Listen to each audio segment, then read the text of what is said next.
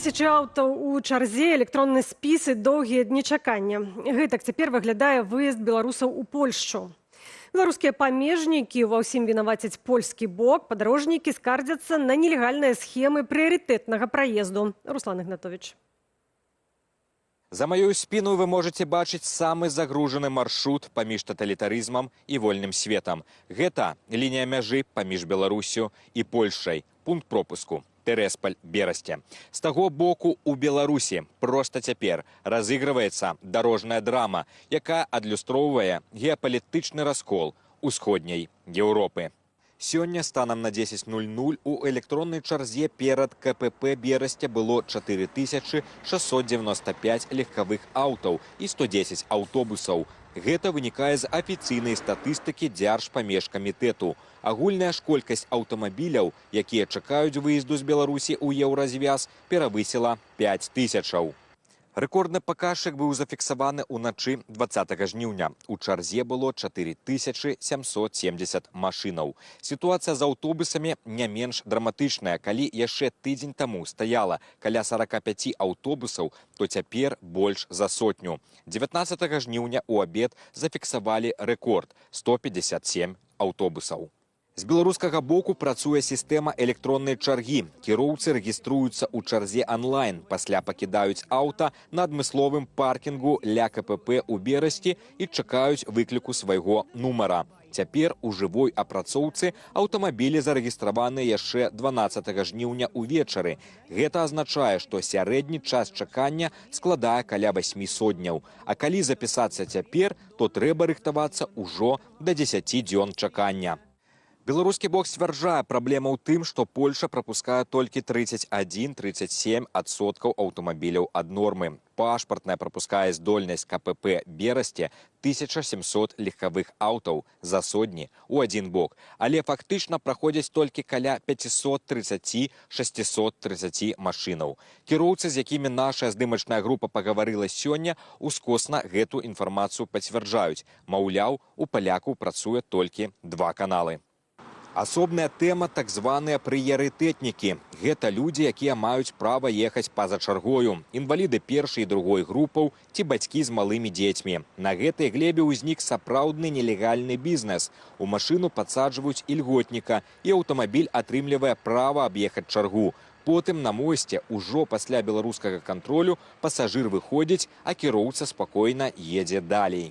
Але цяпер беларускі бок уводзіць новае правіла. Калі у такога прыярытэтніка няма візы, аўтамабіль разварочваюць назад. Мінаць мяжу аўтобусам таксама даводзіцца, часта карыстаючыся схемамі шэрага рынку. Калі сядзець у сваім аўтобусе, трэба чакаць 2-3 сотняў. Але людзі распавядаюць, кіроўцы бяруць на падсадку за 50 еўраў. Улады Беларусі ускладаюць адказнасць на суседзяў. Польскія улады такія заявы называюць правакацыйнымі і тлумачаць, што больш пільныя правяранні патрэбныя праз аб'ектыўныя рызыкі і патрэбу ў бяспецы.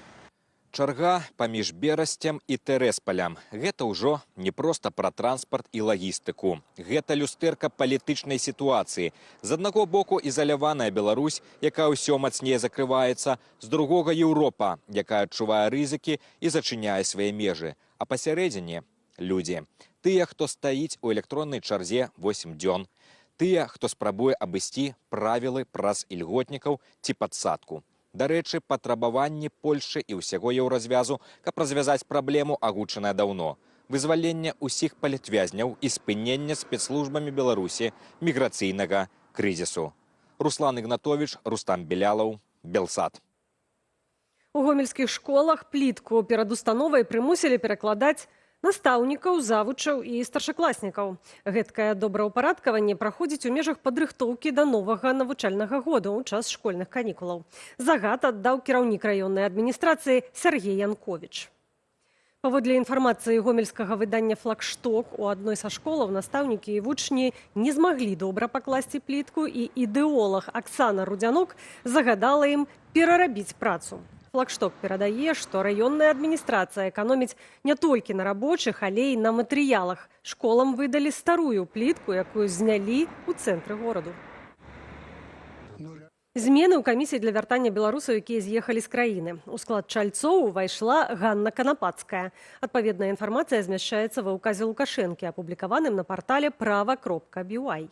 Ганна Канапацкая – экс-кандыдатка на прэзідэнцтва на выбарах 2020 і 2025 гадоў. У дакуменце яе пазначылі як генеральную дырэктарку прававой установы «Грамадскі цэнтр заканадаўчых ініцыятываў», зарэгістраванай у 2020 годзе. Міжведамасную камісію для разгляду зваротаў грамадзянаў Беларусі ў пытаннях учынення імі правапарушэнняў стварылі ў 2022. У ёй пад кіраўніцтвам генпракурора Андрэя Шведа разглядаюцца звароты беларусаў, якія жадаюць вярнуцца на радзіму, і паведамляецца пра магчымасць вярнуцца, не трапіўшы за краты. Праваабаронцам вядомыя выпадкі, калі пасля звароту ў камісію людзі траплялі пад крымінальны пераслед. Ці зменяцца крытэрыі працы пасля ўваходжання ў склад камісіі Канапацкай, пакуль невядома.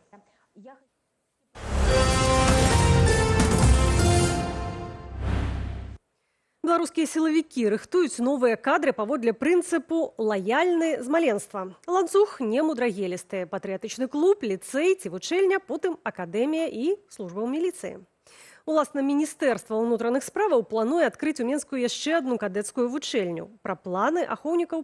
На гэты момант у Беларусі ўжо 8 кадэцкіх вучэльняў, створаных у супрацы Міністэрстваў абароны і ўнутраных справаў. Мядзельскі ліцэй МУС і 2 менскія, апошні з якіх новы акурат сёння пачаў прыём навучэнцаў.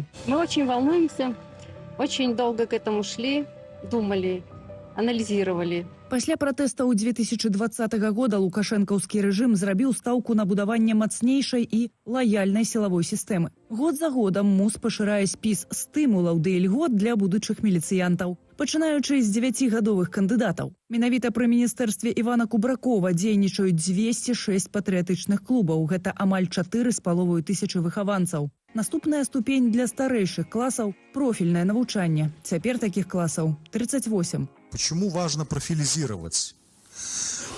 Потому что это раннее погружение в профессию, это возможность подтолкнуть ребенка к выбору будущей специальности. Такіх, каго падштурхнулі, робіцца ўсё больш. Агулам ва ўстановах МУС выхоўваюць і навучаюць больш, чым 14 тысяч асобаў. Расце колькасць, змяняецца якасць і змест. На патрэбы дзейнай рэпрэсіўнай сістэмы ўнутры Беларусі, мяркуе экспертка ў галіне адукацыі. Ключевым содержанием этого образования будет являться вот эта идеологическая проработка и прочистка мозгов. Это технологии, когда просто вдалбливаются определенные штампы, которые не требуют опровержения.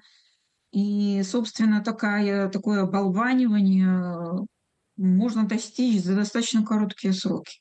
Дадаем і льготы на паступленне, пакет сацыяльных гарантыяў і арэнднае жытло, як у нікога стабільны рост заробкаў. 16 жніўня Савет міністраў пастановою нумар 439 абавязаў Мінфін выдаткаваць міліцыі з рэспубліканскага бюджэту дадатковыя амаль 54 мільёны рублёў на адукацыю, моніторинг грамадскай бяспекі, заробкі и капитальный ремонт. Основная цель и задача такого рода – это воспроизводство. Да? Это означает, что, в принципе, власти готовы играть в долгую и готовы поддерживать вот этот вот режим насилия и контроля достаточно долго. Долго и дорого. Экономическая ситуация довольно непростая, но тем не менее... У апошнія 5 гадоў выдаткі бюджэту на судовую уладу, праваахоўную дзейнасць і забеспячэнне бяспекі выраслі на 72%, амаль да 6 мільярдаў рублёў. Юлія Цяльпук, Белсат. Гомельскага пастара Олега Лойку, затрыманага 4 месяцы таму, асудзілі на 3,5 года калоніі ўзмоцненага рэжыму. Прысуд у справе беларускага гаюна за нібыта спрыянне экстрэмісцкай дзейнасці вынес Сергей Сакалоўскі. 49-гадовы Олег Лойка на суде вины не прызнаў.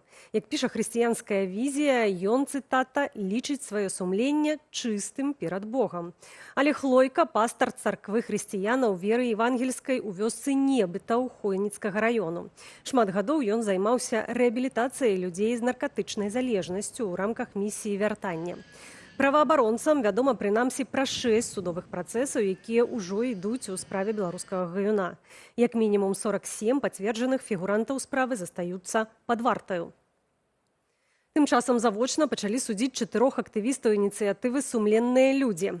Алену Жываглот, Зарыну Сарокіну, Олега Давыдчыка і Тимофея Малахоўскага абвінавачваюць паводле 6 артыкулаў крымінальнага кодексу, у тым ліку ва ўдзеле ў экстрэмісцкім фармаванні і дыскрэдытацыі Беларусі. Справу пракаментавала нам Алена Жываглот. Ніяк з намі не кантактавалі, ні са мной, ні з маімі сакаманднікамі, маімі паплечнікамі. Да сённяшняй раніцы мы не ведалі, мы прачыталі ў гэтым з тэлеграм-каналу следчага камітэту. Мы будзем працягваць, я буду працягваць, але не думаю, што гэта нагода для некай іроніі. Гэта наша рэальнасць і паказчык таго, што Лукашенко баіцца, ну і хіба таго, што мы робім усё сумленна.